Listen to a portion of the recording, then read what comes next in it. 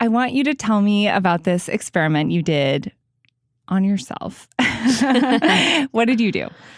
So for a whole month, I put away my smartphone and switched over to a flip phone or a dumb phone and navigated life. Like it was 1995, right? Yeah, exactly.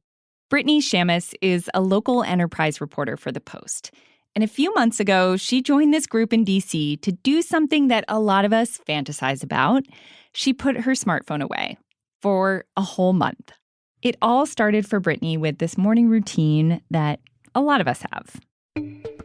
So, I had this habit of starting all my mornings by reaching for my phone on my nightstand and scrolling through Twitter, immediately checking all the news. Tonight, President Trump's federal policing efforts. President Trump's assault on the judiciary. President Trump's order to Trump imposes 100% tariff. But also all the social media apps. And I had thought over the years, like, this probably isn't the most healthy way to start a day, but I would just keep doing it. And then about a year ago, something happened that made Brittany start to question her routine. She had a baby. And at some point, she realized her baby was starting to mimic her interest in this smartphone. My baby would reach for the phone, and like it seemed like he knew how to swipe. It scares me that he wants the phone too, and he's doing that because of me. And so that alarmed me, and where I was like, I should change something here. I'm Maggie Penman, and this is Post Reports Weekend. It's Saturday, November 22nd.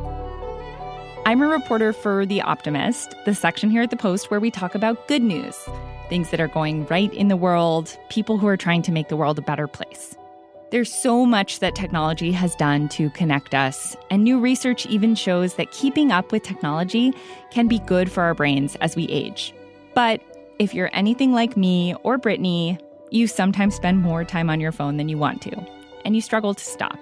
So today, we're following Brittany as she joins this movement of people who are trying to get us off of our smartphones and back into the real world.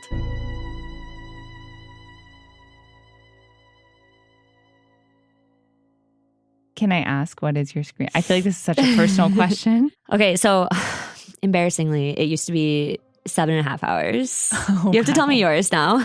So let me check. I will say I learned that 7.5, like I was shocked by how many people were at that or higher. More than 2 hours a day. That's how much time on average I'm spending on my phone. And that feels like a depressingly huge amount of time, but it's actually a lot less than most Americans. If you want to have a humbling experience right now, open up your screen time report and look for yourself. You can also see what apps you're using, which I did, and it was weird. Okay. So most used: Messages, Chrome, Nanit, Baby Monitor, CVS. CVS. I don't know what I'm doing with the CVS app. I don't know if this is your experience, but one thing that I've noticed, this phone has become the catch-all. Yeah. And so it's very hard to put fences around what you're using it for. Totally. Yeah. Because you open it up thinking like, oh, I really need to order groceries. We're out of milk. And then before you know it, you're like deep on the Instagram of like your friend's friend's friend. And you're like, how did I get here? And then you snap out of it 30 minutes later and you're like, whoa. So this past summer, Brittany was going about her life, spending over 7 hours a day on her phone, feeling like it was probably bad, but also not knowing how to change it. And then she saw a sign. A sign showed up literally on my street one day, and it said, ditch your smartphone, switch to a flip phone, join a cohort of like-minded people for offline challenges. And I walked by this sign like twice a day every day because it was on my path to get to daycare, actually. And so I'm like, what is this? Could it be a scam? Could it be... They're like, give us your smartphone. Yeah, exactly. I'm like, what? So I called the number. It was like a toll-free 1-844 number. Mm-hmm. I left a message. Hi, my name is Brittany Shammas, and I am actually a reporter with the Washington Post. I came across one of your signs, and I was curious to learn more about what you guys are doing. And they called me back, and they said, thanks for your application to the month offline program. Yeah, and I was like, whoa. That's not what I meant. Right. I'm like, wait, actually, I wasn't trying to apply. I wanted to write a story, and And they're like, well, you can write a story if you join. They wanted you to experience it firsthand. Exactly. That's what they said. Yeah. My first question when Brittany told me she was doing this was, what did your editor say? Because as I mentioned, Brittany is a local enterprise reporter, which means she's constantly jumping on stories, running around the city, reporting, and fielding messages from back in the newsroom. I still remember her face. She was standing at my desk and she's like, but how would I get a hold of you? And I was like, well, you can still call me. She's like, oh, I guess that's true. So you had to convince your editor. Was there anyone else in your life who was like, what the heck? So my husband was all for it because he was like, you are a power user of your phone. You use your phone way too much. You need to do this, actually. My family seemed a little bit confused. My mom's like, well, I deleted your phone number. Is that what I should do? And then So Brittany got her friends and family on board. And then she had to prepare herself. I started getting text messages from Month Offline that gave instructions on what to do next. So there was a text that said, come to the Saloon, a bar on U Street in D.C. I think it was like 7 o'clock.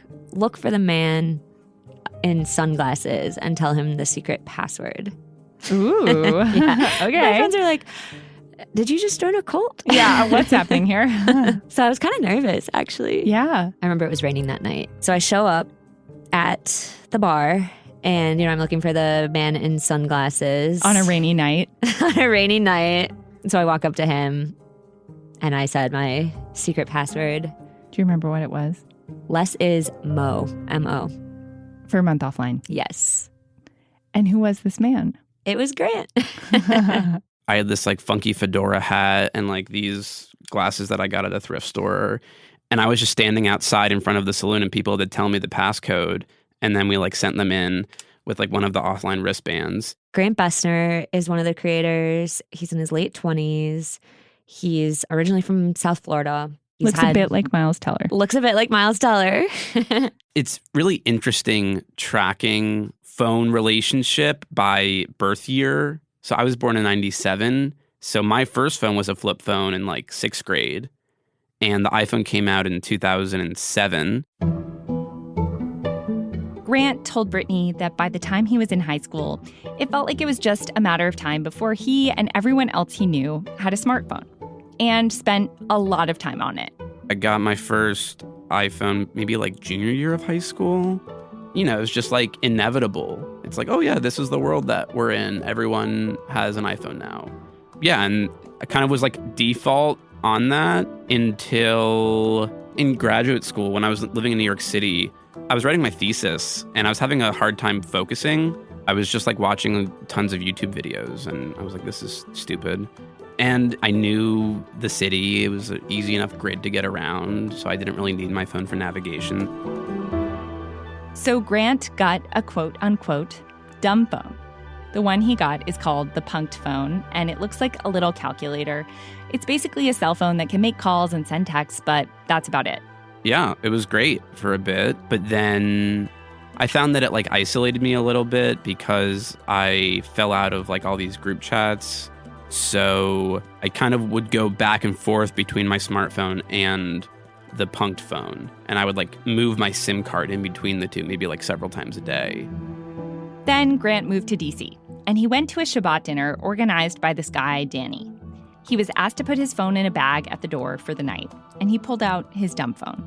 And so we kind of connected over that and became friends, and in subsequent months had been going back and forth about our own phone usage and ways that we could try to inspire other people to try being off of a smartphone. Grant started experimenting with a different strategy, forwarding calls from his smartphone to a dumb phone. That way, he could still make plans in the group chat when he was at his computer. His iMessages would appear on his laptop. But when he was sleeping or at dinner with someone or just out in the world, he wasn't glued to his phone.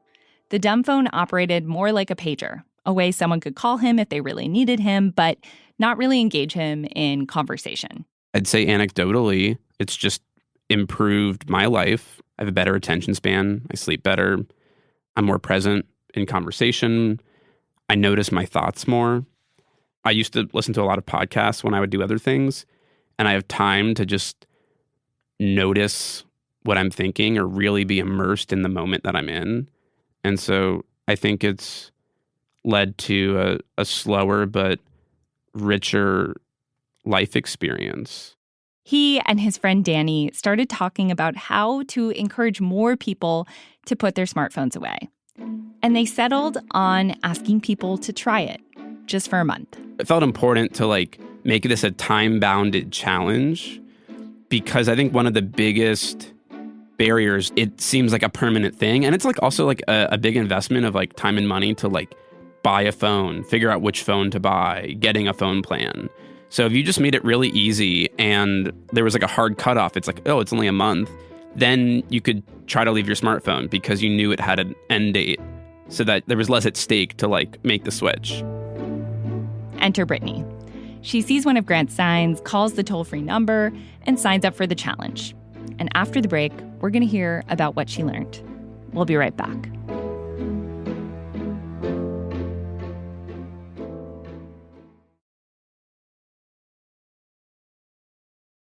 So Brittany went to the first meeting of her month offline cohort. It cost $75 to join for the month. And at that first meeting, Brittany met the people who she would be spending every week with. And her first question was, who are these people who are willing to give up their smartphones for a month? That night, there was a guy who was very into movies, and he wanted to use a flip phone because he was tired of watching movies while staring at his cell phone. There was a sociology professor who was in her 50s and, said that she had this very embarrassing Facebook habit that she wanted to break. There was a business owner who had this nostalgia for go-go parties where people were just totally locked in and present, and it was interactive because the band would shout out your name. So you'd be, listening for your name to be called out. Yeah, he missed that. He missed the friction of having to ask somebody for their phone number and figure out a way to write it down.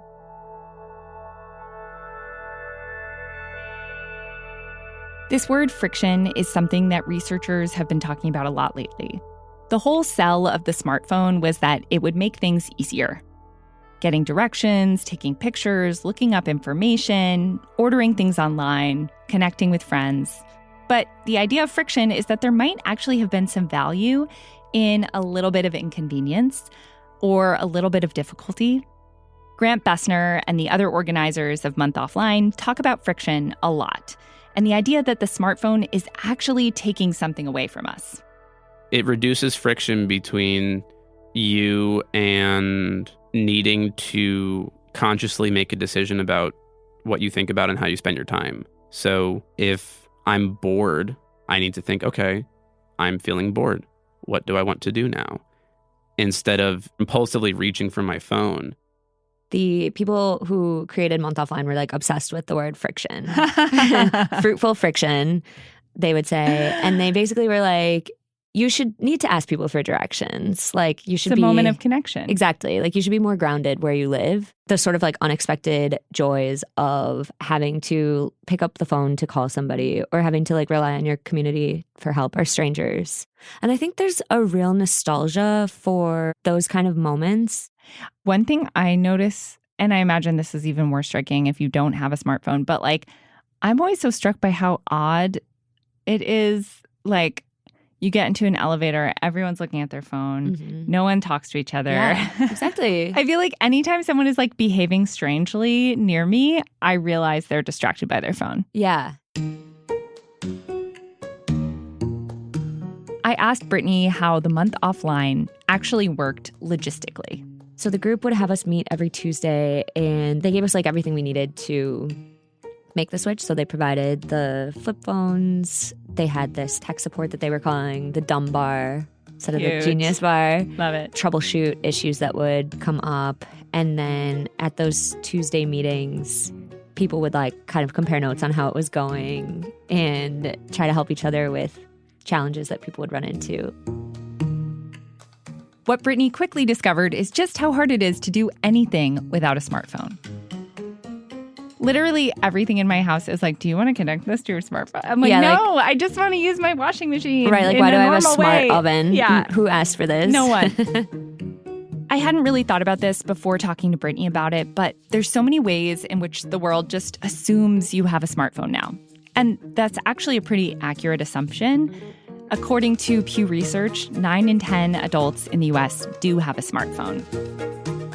But for Brittany to navigate the world without one, that took some planning. Okay, so one of the big things was my baby monitor was on my smartphone. My baby monitor is also on my smartphone. That was like the first thing is I guess I need to buy a baby monitor with an antenna. I got one of those. I went through this whole thing of finding my Smart Trip cards for the bus and the metro system and trying to figure out, like, do these things have any money on them? Like, do I have enough money to get around? The bus routes had all changed the night before this started. Oh my God. So I was like, okay, I should try to figure those out. And I looked, but was like, I'll just ask people. I'll wing it. Yeah, I'll just wing this. And so I like went to my bus stop and was staring at the physical map. And if I drove somewhere, I would have to like print out MapQuest directions, basically. I also remember those days. Yeah. Yeah. I learned you can call Uber, you can call ChatGPT. It was funny to like listen to people's experiences with this stuff. Wait, how do you call Uber? They have like They have a phone number. What? I think it's like kind of intended for senior citizens, but a group of people in Washington, D.C. was using it. That's amazing. I love in our it. month. Yeah, somebody said they called it, and the driver showed up and was like, "I couldn't wait to see who like who literally called Uber." So, armed with MapQuest and a dumb phone and a low-tech baby monitor, Brittany started her month offline. And right away, she noticed how some things were different. I'd give the baby a bottle in the morning, and I used to just sort of be like looking at my phone in the other hand, and like that was out. So I just hung out with the baby, which is really nice. Yeah. I mean, I was like so much more present because I had no other choice. There was truly nothing to do on the flip phone. There were lots of things that were sort of like mysteries to me. Like it'd be like, what's the weather? I don't know. I'll have to go outside and find out. Yeah. Technically, I was allowed to use my laptop, but you were supposed to keep it in one part of your house. And sometimes it was like enough friction that I just wouldn't bother. Yeah. So I read way more. I always had a book on me, like for the bus. That was really nice. I did feel more like clear-minded and more present. I would just have to like wonder things, you know, like I would be like, oh, I want to look up this. Like, who is that actor? I guess exactly. I won't know. Yeah, I guess it'll just remain a mystery to me. Brittany said what was most revealing about this exercise was just learning which things she really missed. The things that could be uncomfortable were like sort of the utilitarian purposes of the phone, like not having my Apple Wallet. And so one time I forgot my money and I just had to like walk out of a coffee shop because, you know, you're so used to having a backup. Yeah, exactly. I went on a road trip that was supposed to be 4 hours and turned into 7. And that was a challenge. Yeah. So Brittany made it through the month. She got back on her iPhone, and that was 4 months ago now. So my question for her was whether this experience had really changed anything about the way she uses her phone now. I've changed some habits, which I am happy about. I don't reach for the phone and scroll first thing every morning. I never brought that back. I have tried to be more mindful about what I'm using since I discovered things that I missed and didn't miss. So I try not to spend as much time on social media or sort of like randomly Googling things. It's hard to be as like purist about it as you are when you just absolutely don't have the phone. And it wasn't really an option for me to just like completely switch over to a flip phone because I use it a lot for work. And I do use it for like some parenting things. Like for instance, my daycare communicates through WhatsApp and I want to be reachable to the daycare, of course. And about that screen time. Brittany got it down to 5 hours a day, an improvement from 7.5. She still wishes that number was lower. Earlier this month, I actually went to an event for another month offline cohort. at a phone-free bar in DC. I wanted to see who else was interested in trying this out. My name is Sarah Reed, and I'm an assistant principal. I'm someone who would love to experience life offline and have a dumb phone instead of a smartphone, but I need my smartphone for work. And I'm thinking a lot about who can participate in something like this and who can't. This question of access and scalability is something that I really wondered about myself. Is this really the solution to breaking our phone habits? I think what I took away from it is it's not giving up the smartphone entirely and using a flip phone, but more sort of examining how you're using your phone and are you happy with how you're using it and do you want to make changes? So I think I have thought of that month as not this is how I'm going to live my life. Although in some ways I really wish I could. There are people from the group who still are using their flip phones the majority of the time. I do think they've tapped into something in the sense that there's a lot of people feeling uncomfortable with the way they're using their phone or sort of starting to interrogate it or second guess it and want to make changes. Is this the way? I don't know, because it is hard to just sort of do it yourself. Brittany said one of the things that makes Month Offline effective is that you're not doing it alone. You're doing this with a community, so you don't have FOMO or worry as much about what you're missing out on in your group chats. At the end of the month, where Brittany landed is that she's very happy to have Google Maps back and Apple Wallet and all the conveniences that many of us have gotten used to. That was a big takeaway for me. This is an incredible tool. It's so much more convenient to have. But I should try not to get distracted by the other things that I didn't miss that much when I didn't have them. For me, that's often easier said than done. But after revealing my screen time to the world, I decided to make some changes. I've deleted some apps that often pull me in and tried to leave my phone in another room when I don't need it. If you want to work on getting your screen time down too, send me an email at maggie.penman@washpost.com. Maybe some positive peer pressure can work for all of us. Brittany Shammas is a local enterprise reporter for The Post. If you want more stories like this on the weekend, email us at podcasts@washpost.com. And we'd love to know what topics you want us to cover. We'll be doing a lot more stories about our habits and how we can change them around New Year's, so send us your questions. Today's episode was reported by Brittany Shammas and Ted Muldoon, who also produced and mixed the show. My editor is Allison Klein. I'm Maggie Penman. Have a great rest of your weekend.